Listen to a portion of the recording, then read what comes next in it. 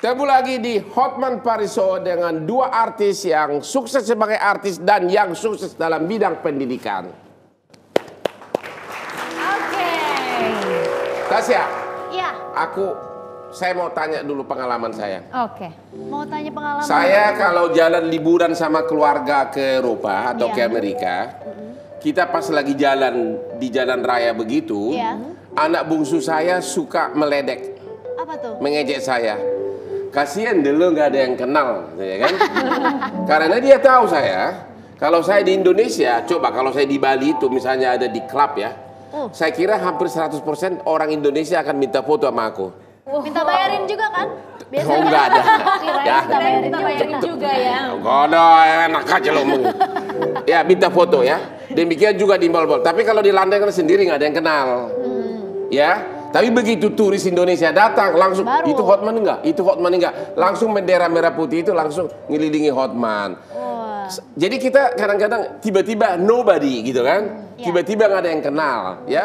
Dari apa hot apa itu dari superstar menjadi nothing. Anda gimana? Sama lah pastinya. Secara kita bukan artis internasional ya. Jadi kalau aku sendiri di Amerika malah menurut aku being an anonym, menjadi seorang anonim itu suatu privilege juga kalau buat aku. Karena apa? Kalau keluar rumah nggak perlu lah pasang bulu mata kan? Kalau di sini kemana-mana kayak harus dandan karena ya itu harus siap bertemu dengan orang yang kenal, minta foto. Iya, apalagi kalau misalkan kita moodnya lagi nggak enak harus dijaga karena kan harus tetap melayani orang, namanya juga public figure. Kalau di sana mau cuek mau keluar rumah masih pakai piyama juga nggak ada yang peduli gitu kan. Jadi menurut aku privilege juga gitu dan buat aku misalkan naik kendaraan umum jadinya bisa. Kalau di sini kan aduh nanti baru mau naik udah dimintain foto gitu kan. Jadi ya udah harus disiapkan kendaraan pribadi. Kalau di sana aku naik kendaraan umum apa bebas. Oke, jadi sama kita ya. Dulu sama pengalaman kami. Jadi seru justru ya gitu bisa melakukan apa yang di sini kita juga nggak bisa melakukan. Pengalaman baru lah. Pengalaman baru. Oke, nah kalau tadi kita udah bahas tentang asmara nih, aku penasaran dua artis ini kan Tasya dan juga Prilly terkenal banget artis muda, cantik, terkenal, udah sukses di bidangnya sebagai public figure. Tapi apa sih alasan yang membuat kalian akhirnya untuk saat ini menomorsatukan pendidikan? Mungkin dari Tasya dulu yang baru saja lulus master ya gelarnya. Kalau aku sih selalu ingat dengan wejangan almarhum papaku yang bilang kalau uang itu bisa aja habis, tapi kalau ilmu itu nggak akan pernah habis. Makanya aku tetap semangat ngejar ilmu dan maksudnya di dunia entertainment itu ya pasti kan ada siklusnya lah, kadang kita di atas kadang di bawah. Pasti aku pengen membekali diri aku dengan ilmu yang juga di luar dari dunia entertainment. Kalau Prilly gimana? Sekarang lagi S1 ya? Iya lagi S1 di London School of Public Relations.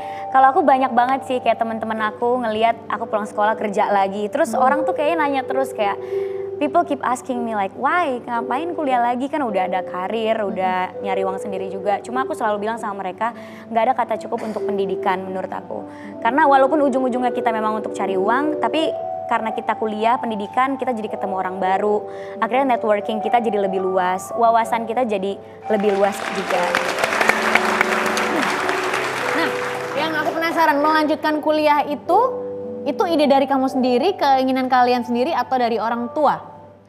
Kalau aku sih pastinya dari, kalau mungkin waktu kecil memang ada peran orang tua ya yang masih istilahnya membimbing kita gitu waktu kayak masa-masa masa-masa SMP, SMA gitu masih ada influence gitu ya dari mereka untuk support, untuk ngarahin, ngasih advice ke kita bagusnya begini-begini. Tapi begitu S1, S2 itu semua udah tergantung kita sendiri karena kan kita yang menjalani kuliahnya gitu. Jadi semua decision udah dari aku sendiri.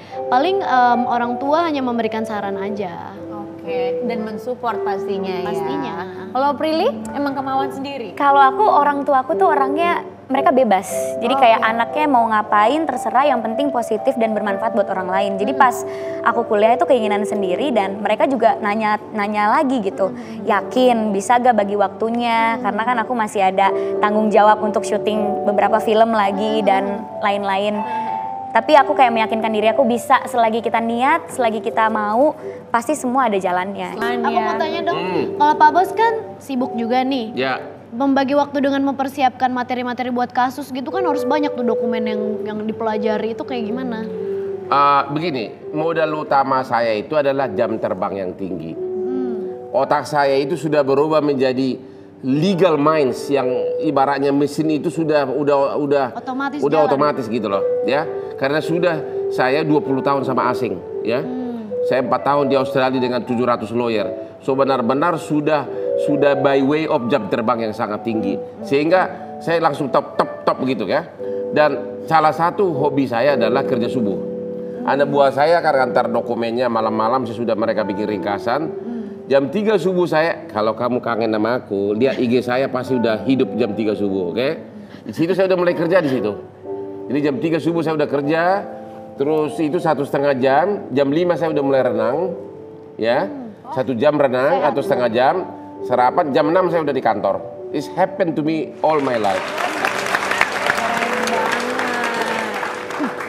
Nah, aku juga penasaran nih sama Tasya nih. Tasya baru saja lulus S2 di Columbia University. Kenapa kamu memilih kuliah di luar negeri untuk melanjutkan S2? Menurut aku karena, nomor satu pasti pendidikan mereka ini udah sesuai dengan fakta lah ya.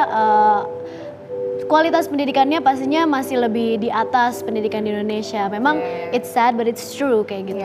Do you agree that bahwa memang di sana itu kita dididik untuk menganalisa kan?